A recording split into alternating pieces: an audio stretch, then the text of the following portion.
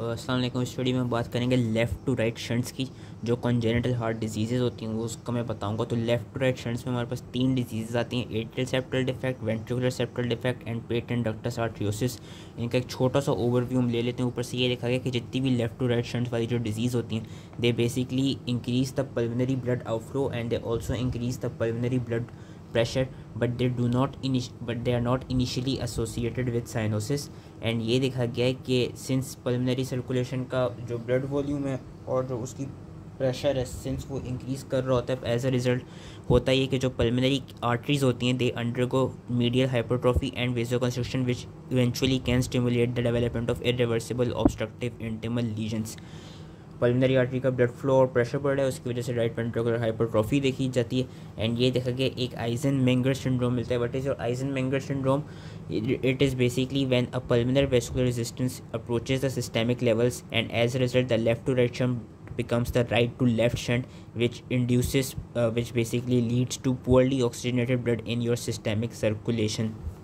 तो खैर ये एक ओवरव्यूज़ था। अब हम लेफ्ट टू राइट शंट्स की डिजीज़ की बात करते हैं। Atrial septal defect, ventricular septal defect और patent ductus arteriosus. Atrial septal defect में ये देखा गया कि they only increase the pulmonary outflow की वॉल्यूम, वेयर एज जो वेंट्रिकुलर सेप्टल डिफेक्ट्स हैं एंड जो PDAs हैं, patent ductus arteriosus, they increase both the pulmonary blood flow and the pressure. Atrial septal defects, they are abnormal fixed opening in the atrial septum which are caused by the incomplete tissue formation and they are asymptomatic until adulthood। अब जो ये सारा paragraph लिखा हुआ है ना, इस paragraph को मैं नहीं समझाऊंगा, इसके लिए मैं अलग से अगली जो वीडियो डालूंगा, 1 मिनट की मैं वीडियो डालूंगा विद द टाइटल के क्या कहते हैं, brief basically development of atrial septum. क्योंकि ये जो सारा टेक्स्ट लिखा हुआ है बेसिकली हम फर्स्ट ईयर में पढ़ चुके हैं। ये पूरी वही एम्ब्रियोलॉजी लिखी हुई, सारी एट्रियम की डेवलपमेंट की, हार्ट के डेवलपमेंट की, सेप्टम प्राइमम सेप्टम सेकंडम वाली स्टोरी लिखी हुई। तो उसकी मैंने फर्स्ट ईयर में एक 1 मिनट की वीडियो बनाई थी। उस 1 मिनट की वीडियो के थ्रू ये सारा समझ में आ जाएगा। वैसे अगर ये नहीं भी पढ़ना या वो वीडियो जो मैं अभी आगे डालूंगा वो नहीं भी देखनी तो कोई बात नहीं, क्योंकि ये इतना इंपॉर्टेंट नहीं है। बेसिकली होता क्या है कि फीटल लाइफ जो होती है, फीटल लाइफ में ये पता होना चाहिए कि जो लंग्स हैं वो नॉन फंक्शनल होती हैं। As a result pulmonary arteries का और पल्मोनरी सर्कुलेशन का प्रेशर भी बढ़ा होता है एंड जो राइट एट्रियम होता है that is under higher pressure compared to your left atrium.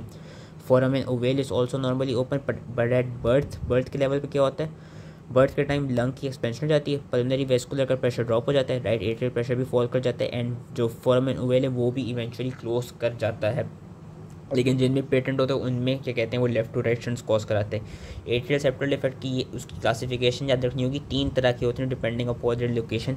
सिकंडम जो कि 90% ऑफ द टाइम्स देखे जाते हैं, प्राइमम एनोमलीज जो कि 5% ऑफ द टाइम देखी जाती है, जिसमें हमको जो एट्रियल सेप्टल डिफेक्ट्स मिलते हैं, they are near to your atrioventricular valves and they are associated with atrioventricular valve abnormalities or with VSD।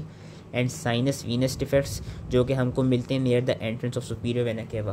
Clinical features की बात करें, asymptomatic until adulthood, leads to left to right shunt, pulmonary flow जो है उसकी जो blood volume है that is increase by 2 to 8 times the normal and as a result जब ये एक्सेसिव फ्लो क्या कहते हैं चल रही होती है थ्रू द पल्मोनरी वाल्व, या जब ये excessive flow through atrial septal defect जब क्या कहते हैं फ्लो कर रही होती है, तो हमको एक मरमर मिलता है, मरमर बेसिकली मिलता है हमें इसमें।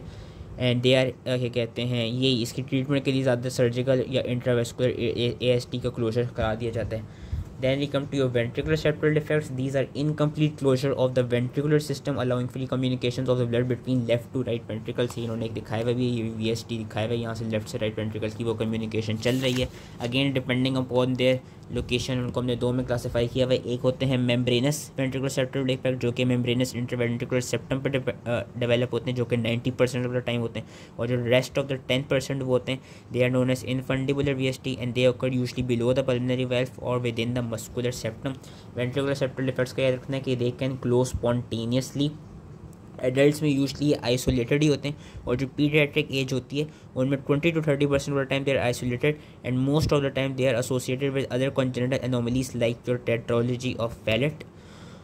50% ऑफ द टाइम मैंने बता दिया था जो मस्कुलर VSTs होते हैं वो खुद ब खुद ही स्पॉन्टेनियसली क्लोज कर जाते हैं। लेकिन अगर कोई लार्जर डिफेक्ट हो मेम्ब्रेनस का या इनफंडिबुलर लार्जर वेंट्रिकुलर सेप्टल डिफेक्ट हो, देन ये होता है कि उस केस में हमको सर्जरी रिक्वायर्ड होती है।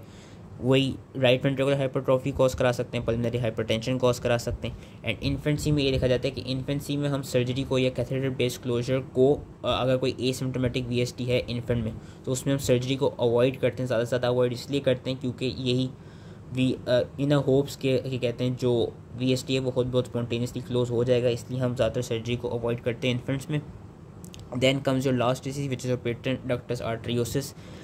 अगेन ये भी एम्ब्रियोलॉजी से रिलेटेड है, केस में जो बेसिकली डक्टस आर्टरियोसिस होता है उसकी उन्होंने यहाँ पे वैसे फिगर दिखाई हुई है जो पर्पल से दिखाया हुआ है। Patent ductus arteriosus it arises from the pulmonary arteries joins the aorta distal to the origin of left subclavian artery and intrauterine life में पेटेंट डक्टस आर्टरियोसिस होता है उसका बेसिकली काम ये होता है कि क्योंकि लंग्स नॉन फंक्शनल होती हैं एज अ रिजल्ट वो ब्लड को क्या करा रहा होता है, ब्लड को पल्मोनरी आर्टरी से लेके वो एओर्टा में लेके जाता है और फिर सिस्टेमिक सर्कुलेशन में ले जाते हैं। लेकिन जैसे ही इन्फेंट बॉर्न हो जाता है होता है कि विद इन 1 to 2 days ये जो डक्टस आर्टरियोसिस है ये खुद ब खुद ही कॉन्स्ट्रिक्ट करता है एंड इवेंचुअली ये क्लोज कर जाता है and it leaves behind a remnant which is known as ligamentum arteriosum, जो सारी चीज़ हमने पढ़ी थी एम्ब्रियोलॉजी में।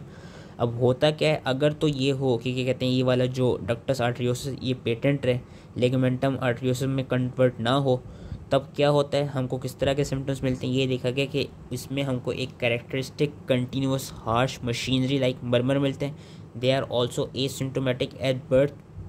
जो आइसोलेटेड बीटी हैं they should be closed as early as possible. और उनको किस तरह क्लोज किया जाता है, थ्रू प्रोस्टाग्लैंडिन सिंथेसिस इनहिबिटर्स के थ्रू या थ्रू परक्यूटेनियस और सर्जिकल इंटरवेंशंस के थ्रू।